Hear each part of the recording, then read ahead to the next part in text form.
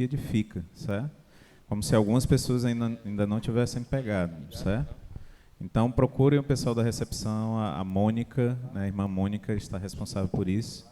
Né, se você não pegou o nome, pegue, né, para poder participar desse momento também, né, de orar por um músico, né, por um participante e ter esse momento, né, abençoado, né, de poder orar por um dos irmãos e a gente se revelar no dia do ensaio geral. Sendo esse o único aviso, né, vamos orar e vamos cantar um louvor ao Senhor. Senhor Deus e Pai, nós queremos mais uma vez agradecer por tudo que o Senhor já tem feito nesses 2 dias de trabalho. Obrigado, Senhor, pelo progresso que o Senhor nos tem dado, pela Tua grande ajuda que nos apoia em meio às nossas dificuldades e limitações. Queremos louvar ao Senhor por tudo que já temos feito. E continuamos pedindo a Ti, Senhor, que nos abençoe, que o resultado desse trabalho possa não somente reverberar, não somente soar hoje, nesses dias, mas possa reverberar para toda a eternidade. Nós pedimos a Tua bênção dessa forma, em nome do Senhor Jesus. Amém, Senhor. Vamos nos colocar em pé e vamos cantar Digno é o Senhor?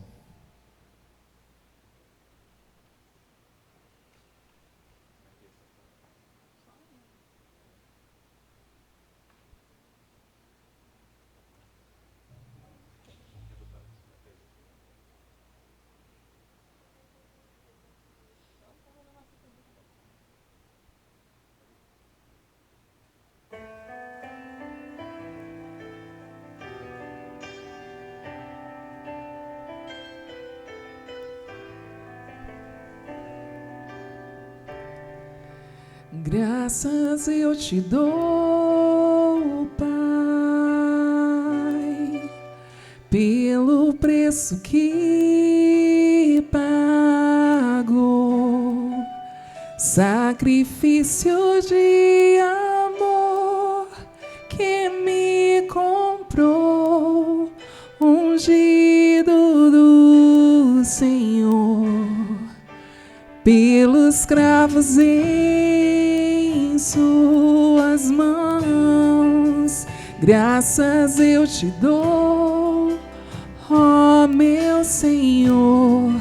Lavou minha mente e coração, me deu perdão, restaurou minha comunhão.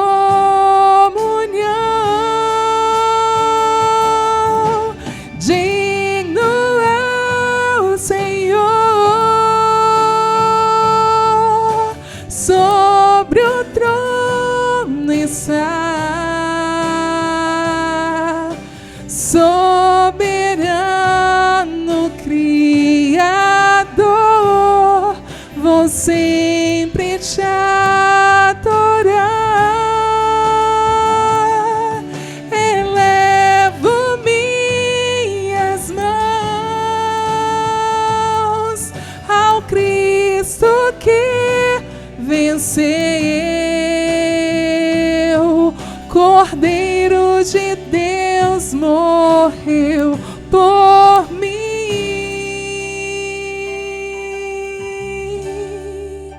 mas ressuscitou.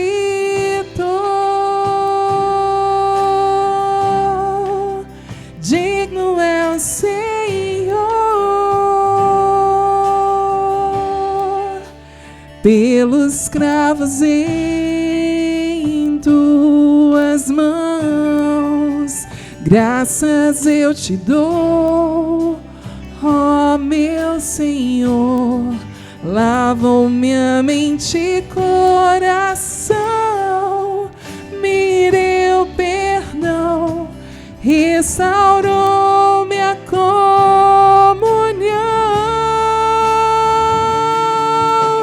Digno é o Senhor, sobre o trono estás, soberano Criador,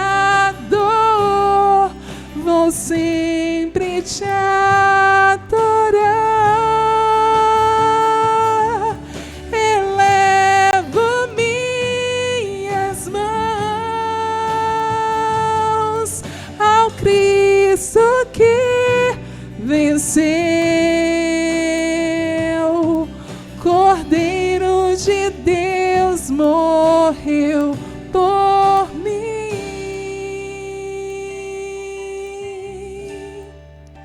mas ressuscitou.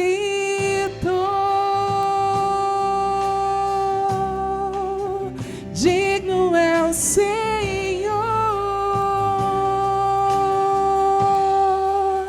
mas ressuscitou.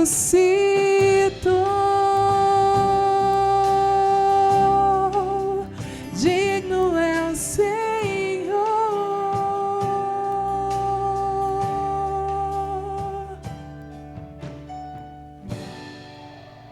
Podem sentar, meus irmãos. Quero convidar novamente o pastor Stephen Lansborough, passar a palavra para ele. Vamos ter a continuidade, né, do nosso estudo aí sobre Eclesiastes e as fruições, né, desta vida, né? Meu Deus, falei difícil demais, né? Pastor, fique à vontade. Acho que tem um microfone já ali.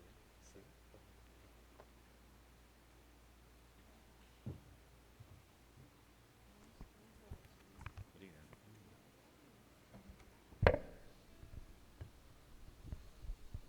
Muito bem. Então vamos entrar mais uma vez no livro de Eclesiastes, olhar um pouco o que Deus tem por nós, por nos falar sobre os prazeres da vida. Enquanto nós continuamos a falar dos prazeres da vida, eu quero compartilhar um dos nossos maiores prazeres, que são nossos filhos, que não conseguiram estar aqui conosco este ano, mas aí uma foto deles, o Charles, a Madeline, Eliana e Gabriela. Então são os nossos filhos. Dos prazeres que Deus nos tem proporcionado e que temos a responsabilidade de cuidar deles. Por enquanto, nessas 2 semanas, são os avós que estão cuidando. Então, nós estamos um pouco tranquilos, né? Pois é. Então, vamos voltar para o Eclesiastes, livros do Eclesiastes. Temos falado sobre o gozar dos prazeres deste mundo, né? 2 verdades do livro de Eclesiastes, né? Como é que devemos viver? Fizemos essa pergunta, né? Como é que devemos viver e agradar a Deus perante os prazeres do mundo? E as 2 verdades que falamos, né? A primeira é que a vida debaixo do sol é um vapor, que é difícil de entender, a palavra vaidade, né? Difícil de entender e rapidamente passando, como diz Isaías em capítulo 40 de Isaías, né? Que é como a flor da erva, e cai a sua flor. Uma vez que entendemos esta verdade, também temos que reconhecer a segunda verdade, que a vida debaixo do sol é um dom de Deus a ser aproveitado.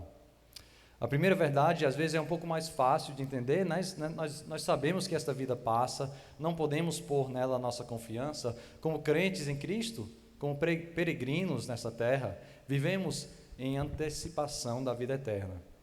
A segunda verdade, às vezes, nos atrapalha um pouco. Não sempre sabemos bem como gozar da vida de uma maneira que agrade a Deus. Tendemos, talvez, ao ascetismo ou ao hedonismo, né? Rejeitar o prazer totalmente ou então abraçar sem limites. O Salomão, no livro de Eclesiastes, nos ajuda com isto, apresentando, ao percorrer do livro, 7 refrãos, ou descobertas de como Deus quer que entendamos o prazer.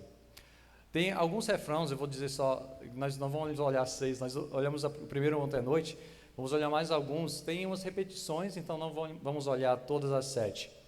Mas o primeiro de ontem à noite foi em Eclesiastes capítulo 2, verso 24, em que Salomão diz: não há nada melhor para o homem do que comer e beber e fazer com que sua alma goze do bem do seu trabalho. Também vi que isto vem da mão de Deus.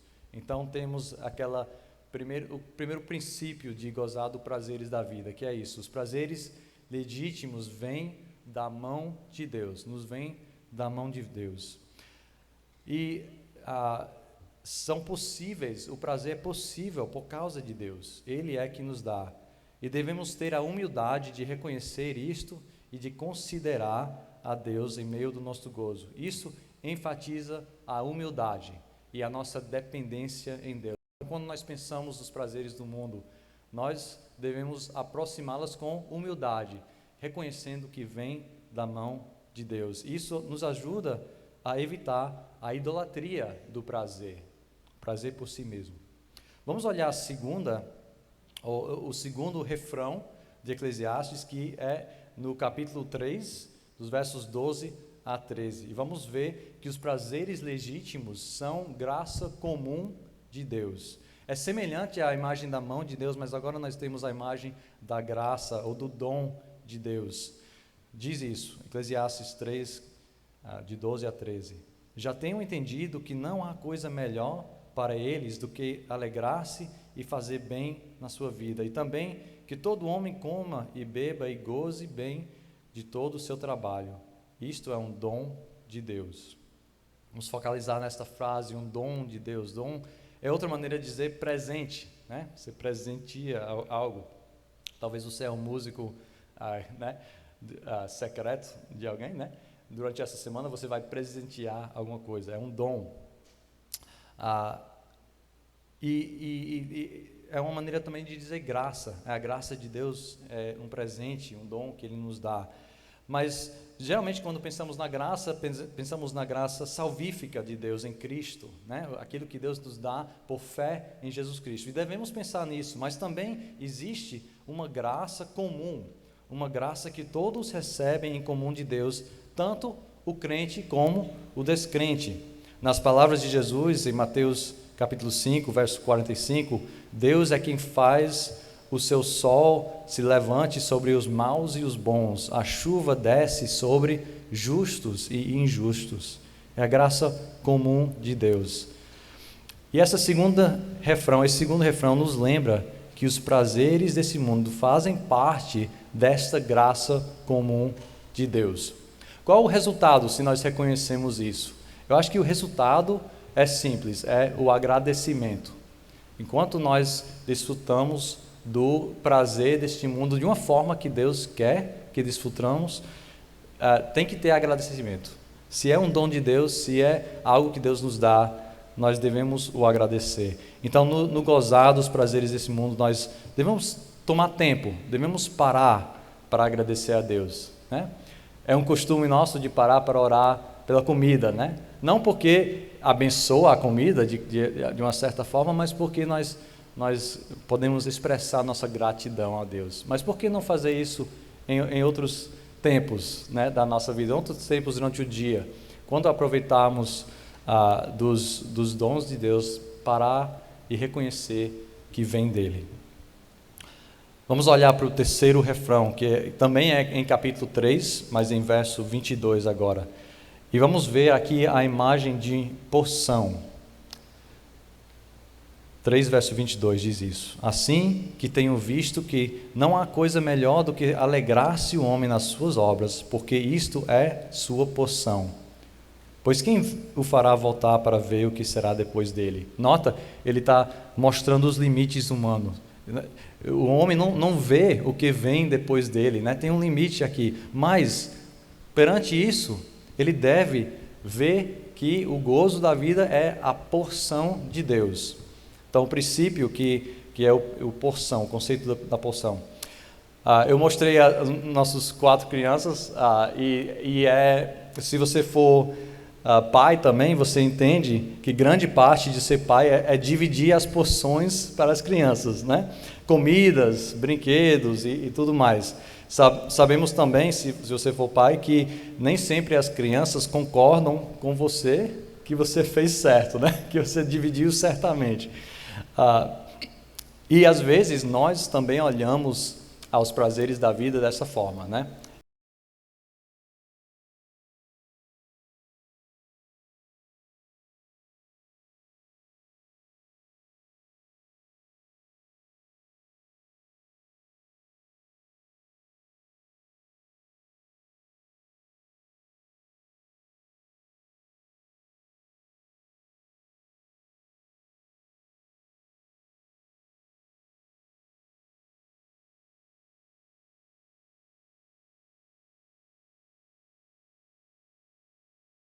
ter o que os outros têm.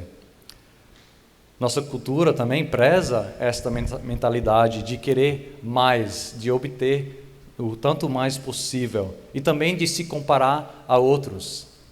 O mercado gosta muito disso, né? Se você se comparar a outros e querer o que os outros têm, você vai pagar para obter essas coisas. A nossa cultura gosta muito disso. Os avanços tecnológicos, os avanços tecnológicos dessa era nos dá mais e mais com menos de trabalho, né? É bem mais fácil encontrar as coisas que eram difíceis até 20 anos atrás, né? Mas não necessariamente com menos consequências. Quantas vezes nós gastamos muito tempo na televisão ou no celular, quando deveríamos estar fazendo outras coisas, né? Nossa cultura preza mais e mais, mas entendendo que o prazer legítimo preza esse sentido da porção de Deus, vai nos ajudar muito. O prazer que agrada a Deus, conforme este refrão, é o prazer que reconhece os limites bons que Deus nos dá e o prazer que aprende o contentamento, certo? O que Deus tem dado para você, talvez Ele não tenha dado para mim, né? O que Ele tem dado para outro, não necessariamente tem dado para você, e nós temos que entender que os limites são bons, e esses limites vêm de Deus, é Ele que nos proporciona o prazer. Então, enfatiza o contentamento que reconhece limites. Nós, naturalmente, não gostamos de limites, mas se vamos viver e agradar a Deus, temos que ter a humildade de entender os limites. Finalmente, o refrão final que nós vamos olhar hoje à noite se encontra em Eclesiastes capítulo 11, verso 9. É o último princípio do prazer, que é isso: prazeres legítimos são julgados por Deus. Veja aqui em verso 9: alegra-te, jovem, na tua mocidade, e recreie-te o teu coração nos dias da tua mocidade, e anda pelos caminhos do teu coração e pela vista dos teus olhos. Sabe, porém, que por todas essas coisas te trará Deus a juízo. Este último princípio de Salomão é uma finalização boa, eu acho, a este assunto de prazer. Se o nosso prazer e até a capacidade de desfrutar da vida vem de Deus próprio, se vem dele, faz sentido que é Ele que vai aprovar ou não do nosso gozo. Este princípio nos lembra que não vivemos por nós mesmos e que Deus se importa de toda a parte de nossa vida. No conceito de julgamento, acho que geralmente pensamos no negativo, mas o conceito de julgamento envolve tanto a condenação do mal, como também a aprovação do bom. Um juiz bom, ele sabe reconhecer o mal, mas também reconhecer o bom. Se Deus nos dá a capacidade de gozar dos prazeres do mundo, Ele é quem aprova o bom gozo, o gozo apropriado. Mas Ele também é aquele que condena o mal. Então, vamos lembrar que o nosso gozo desta vida é responsável a Deus, certo? Este princípio nos lembra que nós somos responsáveis a Deus pelo nosso gozo da vida, tanto o mal como o bom. Agora, lembrar que crentes em Jesus Cristo não devem temer a condenação eterna, graças a Deus, por causa do sacrifício de Cristo na cruz. Nós temos que entender isso, mas devemos examinar o nosso gozo, entendendo que a maneira em que vivemos agora ou nos prepara para a eternidade com Cristo, ou não. Ou é útil para o trabalho de Deus, ou não serve os seus propósitos, né? Somos responsáveis diante de Deus pela maneira como vivemos nesta vida. Então, eu quero encorajar os irmãos com estes refrãos de Eclesiastes, enquanto pensamos de como desfrutamos da vida. Talvez pense de uma forma um pouco mais profunda, como é que o meu gozo encaixa com esses princípios de Eclesiastes, e orar que Deus ajude a saber não rejeitar os prazeres, mas também a não abusar dos prazeres ou idolatrar os prazeres, como é tão fácil fazermos. Certo? Vamos orar e eu vou desenvolver mais uma vez para o pastor André. Vamos orar. Senhor Deus, nós te louvamos, pois Tu és o Criador, o nosso Criador, e aquele para quem nós vivemos e para o qual um dia nós vamos prestar contas de como usamos nosso tempo. E eu peço que nós possamos pensar sobre o nosso gozo, sobre o entretenimento, o envolvimento nas artes e a produção de arte, e que possamos fazer isto com o Senhor em mente, para não idolatrar os prazeres desse mundo, mas para desfrutar delas de uma forma que o adore e que o eleve como o Deus que Tu és. Senhor, nos ajude com isso, e nós deixamos isso contigo, como também o final dessa semana, em nome de Cristo.